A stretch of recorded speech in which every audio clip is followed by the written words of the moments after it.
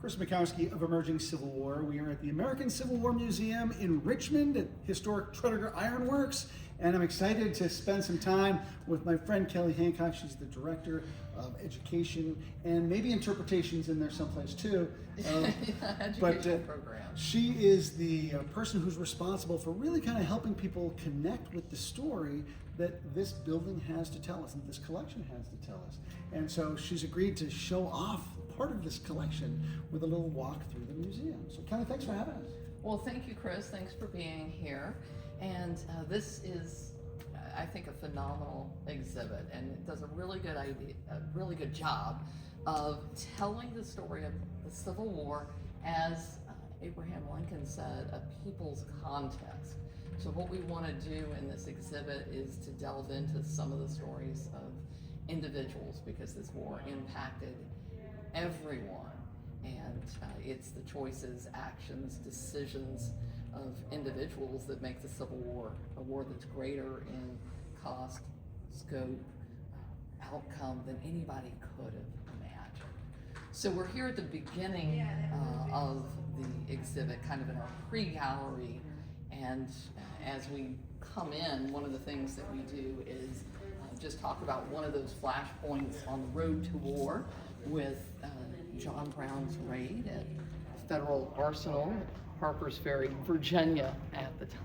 And those are pikes from Harper's Ferry. They are, yes. Those are pikes that John Brown ordered for his raid on Harper's Ferry. You may have seen a few more of those in the collections storage area too. We have several. So this sets the stage, and then we get to go inside. And before we go in, and this is an extraordinary museum. I came here shortly after opening. I was wowed by it. It is a beautiful museum, and it tells a really interesting story in a very effective way. So we're going to take a look. Head in, and our first case looks at decisions that people made as the war is just getting started, and kind of explores this idea that even though people tended to side with the region in which they lived, sometimes they had very complicated decisions to make, and not everybody made the same choice. So here we have some china plates, and the ones that are predominantly white, the little saucer and the plate, those belong to Elizabeth Van Lew. She was a Richmonder and an abolitionist, and also a unionist. And of course, as you know, she ends up being recruited as a spy and relays information to General Benjamin Butler and Ulysses S. Grant. Now, next to Van Lew's plates, we have a couple that came out of our other institution, the White House of the Confederacy, our other historic site. And the reason that we have those plates beside Van Lew's plates is there was a rumor that she placed a spy in the Confederate White House, in Jeff Davis's house. Now, that rumor has a grain of truth in it.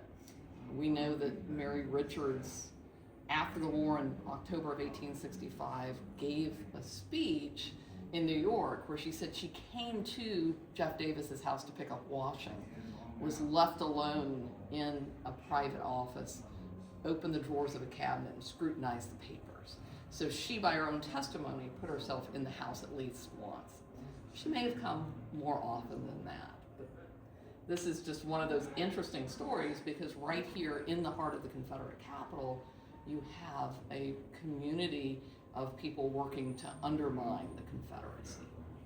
Kelly, as we go through, I want to kind of ask about choose a side, choose an enemy. And there are a number of these sorts of different framing questions or ideas for us to think about as we go through. Tell me a little bit about your kind of philosophy behind posing these sorts of things for us to think about. Well, I think that is the goal, is to get people to think about the complexity of decisions that were facing people, because Van Lew didn't necessarily have to choose a side. She could have just chosen to set out the war, to just not really choose an enemy per se, not to go after the Confederacy like she did. So I think the idea behind these is just to get people to slow down, dig a little more deeply, and consider how difficult it was. And the idea with this exhibit is really to try to put people in the moment, because they didn't know the outcome. They didn't know the end of the story like we do today. And I think that's a big thing that we forget when we look at history, because we are looking at things after we know the outcome. And hindsight's 20/20. But they didn't know what was coming around the bend at the time. I like that idea of choose, like choice. You're immediate. It's in the moment. So that's really fascinating. I see Robert E. Lee over here. Yes, you do see Robert E. Lee. We've got Lee's boots and belt there. I think everybody knows what choice Robert E. Lee made. He did not want to draw his sword unless it was to defend Virginia. But speaking of swords, not all Virginians felt the same way. We have the sword here of Philip St. George Cooke, who chose to remain in the U.S. Army. A lot of people don't know Philip St. George Cooke. They don't know that name, but they will probably know his son-in-law. You're smiling, Chris, because you do know who that was. He only regretted his decision, and that was every day, according to Jim Stewart's son-in-law. Yeah. So, very good. And we often talk about this as a war of brother against brother. So we have the diaries of two brothers, both born in Fredericksburg, John Summerfield Petty and James Petty. John had moved out to Ohio, and he ended up joining up to fight in the U.S. Army. James fought for the Confederacy. Wow. And These are some of my favorite looking things. at their handwriting and just Yeah, like, wow, just- that's what a tangible connection. What a fascinating story. Jump ahead, of course, building a war machine, there's a lot that goes into equipping an army. You don't just need men, but you need material, all those important supplies. This was an area that struck me the first time I saw it, because it's, I mean, it's just visually striking. It really is, and of course this home that's blown away is to remind us of the first civilian casualty of the war, Judith Henry. She was an elderly woman that refused to leave her home, and as a result of that choice ended up being killed when a cannonball rode through it. But we do also have in this another one of my favorite things, this bed sheet map. This was drawn by a convalescing soldier, so it really shows you what the battlefield was kind of like there at Manassas Junction. I always like to point out to school students that they can also see Bull Run Creek labeled there. And if you don't know the outcome of the battle, you can see that right here with this 27-mile race course as those stick figures rushing back to Alexandria. And we're kind of getting immersed into the story here too. It's a very immersive atmosphere. I saw my first man killed. He was struck with grape shot over the left eye, gave an unearthly screech. The medical story is one of the things that I always find fascinating. As we highlighted a few women who served as nurses. If you're not familiar with Susie King Taylor, she has just such an amazing story. She was only 14 years old when she escaped slavery from outside of Savannah, Georgia, went to one of the Sea Islands, ended up marrying a soldier in the United States Colored Troops, and then traveling with his regiment, and worked, even though she was officially enlisted as a laundress, she did more work as a nurse. So we talk a little bit about just the role of women, but also kind of the medical practices of the day. The surgeon's kit here. Amputation was the most common surgery of the Civil War. They did about 60,000. A lot of people, I think, are really surprised to find out that this truly was a life-saving surgery. And as far as Union records go, about 74% of the soldiers who underwent amputation survived.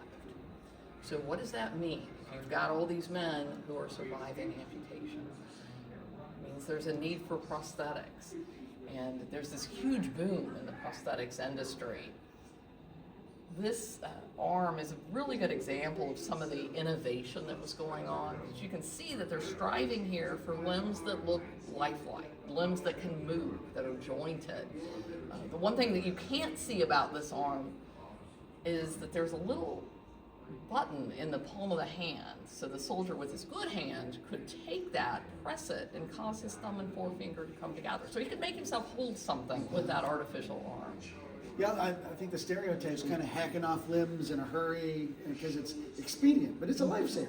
It is, and Dr. Jonathan Letterman said if any fault was committed at all, it was that the knife was not used enough. Wow. And you have to remember this is before antibiotics. We talk a little bit too about innovation as far as the Navy was concerned, and it was right here at Predator Iron Works that they rolled the iron plating for the ship that becomes the CSS Virginia, formerly the Merrimack. We do have a test plate on display here, and you can see that they tested it. There's a divot out of it where someone hit it with a cannonball or a gun or something. And after that, they decided that 1 inch wasn't good enough. They needed to roll plates out. They were 2 inches thick, so you end up with 2 layers of 2-inch plates on the Virginia. And I'm sure you saw the anchor outside. Yes. Well, let's stop here and talk a little bit about the United States colored troops and how that comes about after President Lincoln issues the Emancipation Proclamation, January 1st, 1863. And that proclamation was done as a war measure. It exempts the border states, those slaveholding states that had remained loyal to the Union. But as Frederick Douglass said, the proclamation carried a greater moral weight. And I think that can really be seen with the story of Charles English. And that's his photograph right there. There's his cartridge box. He was a sergeant in the 108th USCT. And he was enslaved in Kentucky. So he was enslaved where the proclamation really didn't apply to him. Yet he escaped. He ends up joining up and fighting as a soldier in the U.S. Army. And talking about kind of audio-visual presentations and this immersive environment in the exhibit. So this is the section that highlights that struggle for freedom and does, I think, a really good job of just kind of surrounding people with, in a way that makes them think about just the darkness of slavery and how pervasive this institution was. We have a public sale document here listing the names of individuals being brought to auction. One thing I always highlight for students is that the names of the individuals are listed here and also their ages. So you can see that there are children 5, 9, 4 years old being sold. I suppose for a school group where you've got an 8-year-old who's seeing an 8-year-old for sale, that's got to be pretty impactful. I think it is. I think it really helps to just drive home how tragic this institution was, that it divided families. Let me ask you about this display that's behind Tyler. We'll swing around here for a second. And this was always something that has really caught my eye and also very impactful because you see sort of like faces and images, but you can see behind the scrim there are these chains. It's a really emotionally impactful exhibit. Especially the fact that you're hearing quotes from individuals and also kind of hearing even some of the uncertainty. There's a woman who is asking President Lincoln, like, tell me, are we indeed free? So it shows just some of the confusion, some of the chaos that's going on in the war.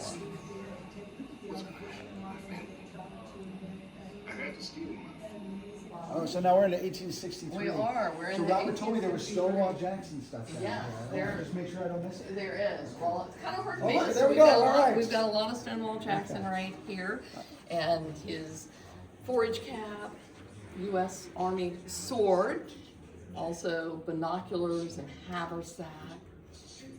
A little bit on the Battle of Chancellorsville, and as you know, that's where Jackson is wounded by his own troops, by friendly fire, undergoes an amputation, and then dies from pneumonia 8 days later. I think a lot of people don't realize that there were others with Jackson, and that he was not the only victim of that friendly fire incident.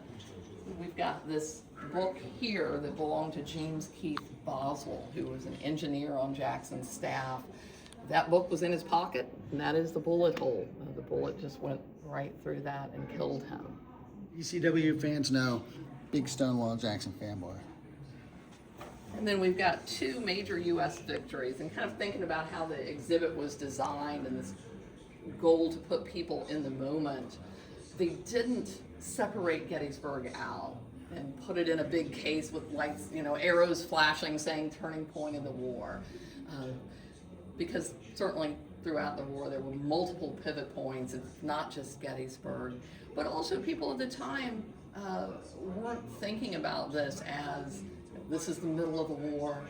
The Union Army is not rejoicing and feeling like they've won, and the Confederates are not going home and saying we give up. So the war continues after this. So that was kind of the idea of just to put this case here, but these are two pivotal U.S. victories. And over here on the Gettysburg side, that sash right there belonged to Major General George Pickett. Have that on display, as well as items that belong to some of his brigadiers. We've got Richard Garnett's field glass there, Louis Armstead's sword. And then, you've got these grand figures of the war. And in the middle here, the photo from Amos Humeston of his 3 children. And, so a common soldier lost on the battlefield, and a very poignant human, common soldier story. It's not all great men, quote unquote great men. It's like the war is these folks too. You're exactly right. And so you see over here some common items. This side is associated with Vicksburg. You can see this remains of a biscuit from the siege. It was probably that fresh just by the end of the siege, right? Yeah, that's probably true. It looks pretty bad. One of my favorite things, though, is that little bitty vial that has been in the museum's collection, I think, since 1896, 1898. So, and it had never been opened until 2008. And the collections department finally decided to have it open, so they took that to a conservator who slowly heated the glass, removed the cork, pulled out that paper, but then that paper, having been so tightly wound up, had to go to a conservator, and they had to very slowly moisten it to flatten it out. And when they did that, they got the message, but the problem is the message was encoded.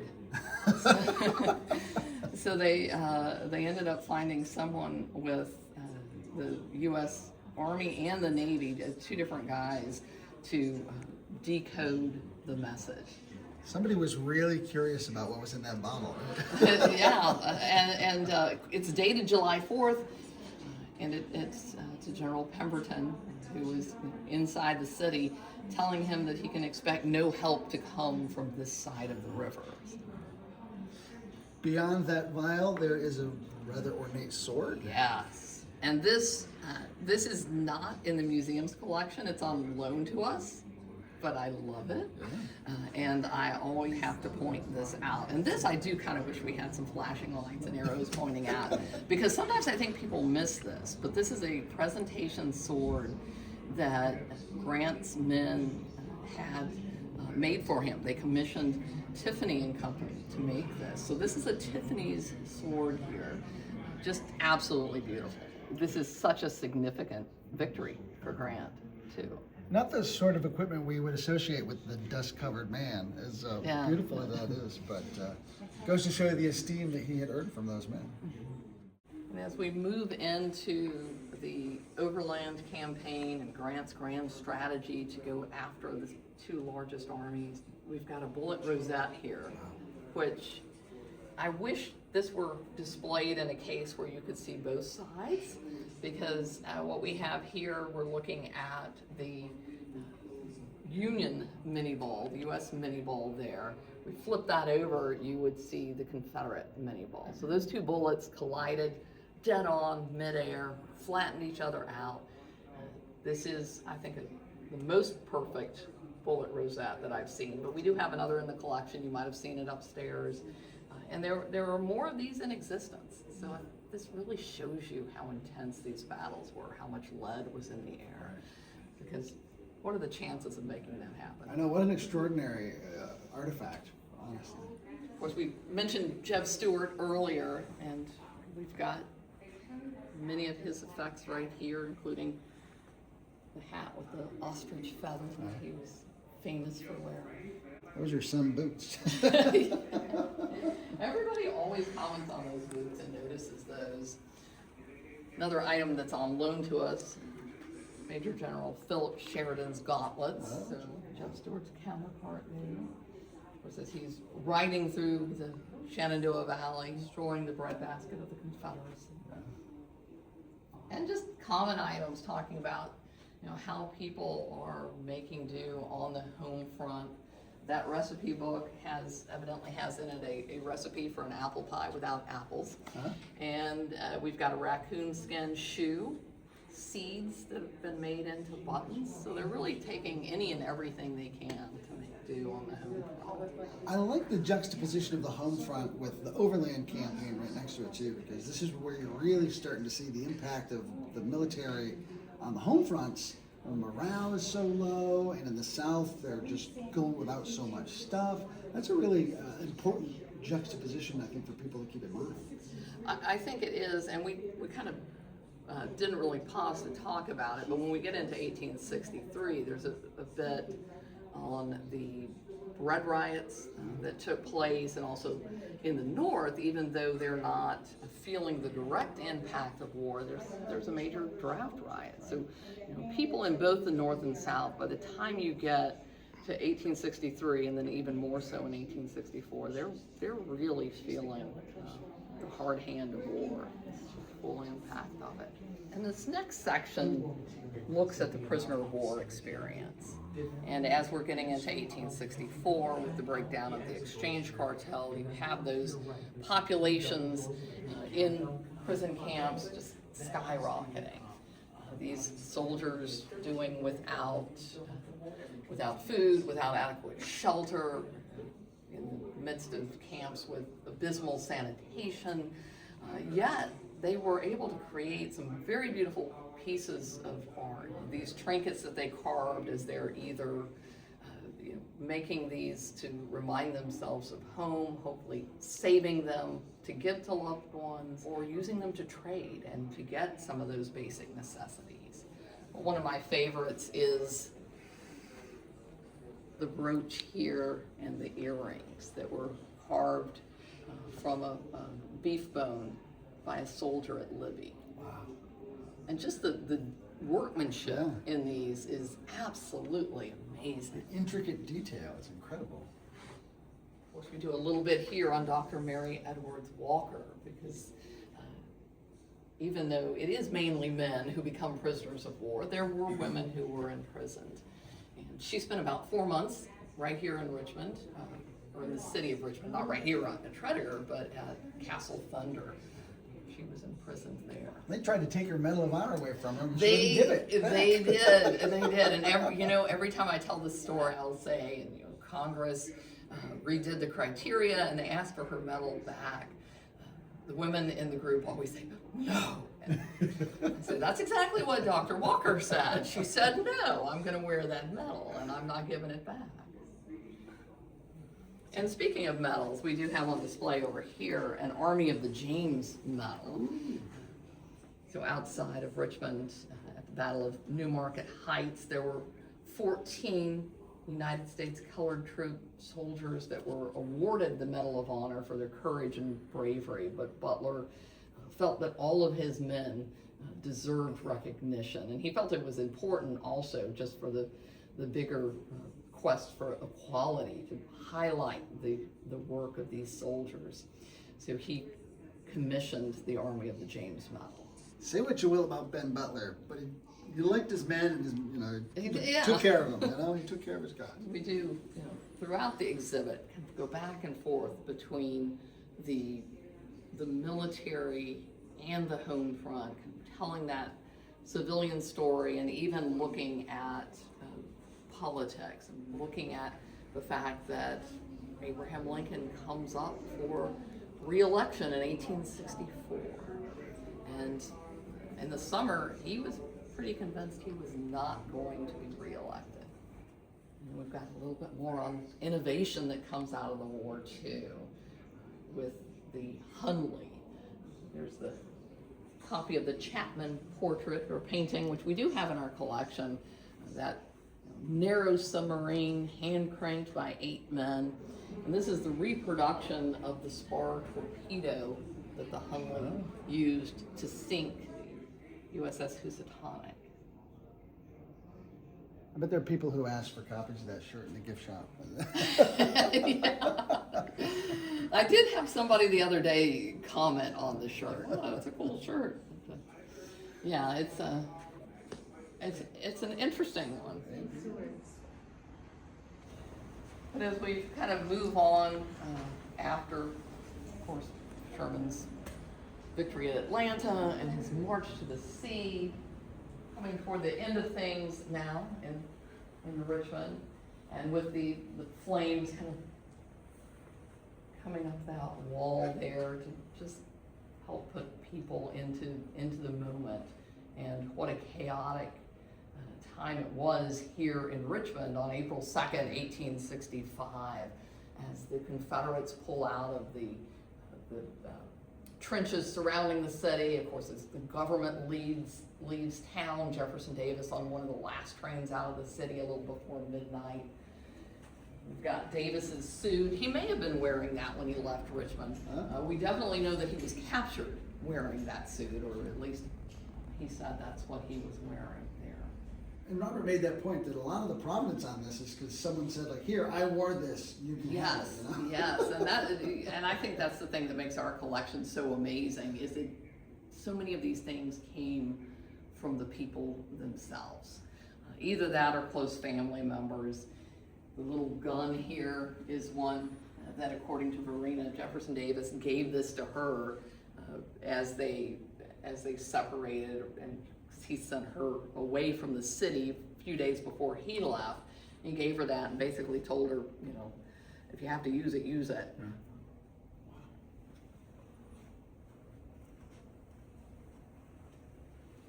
You have a display here about the surrender at Appomattox, but I want to take a moment to highlight the entire collection and museum you have at Appomattox. Could you tell us a little bit about that?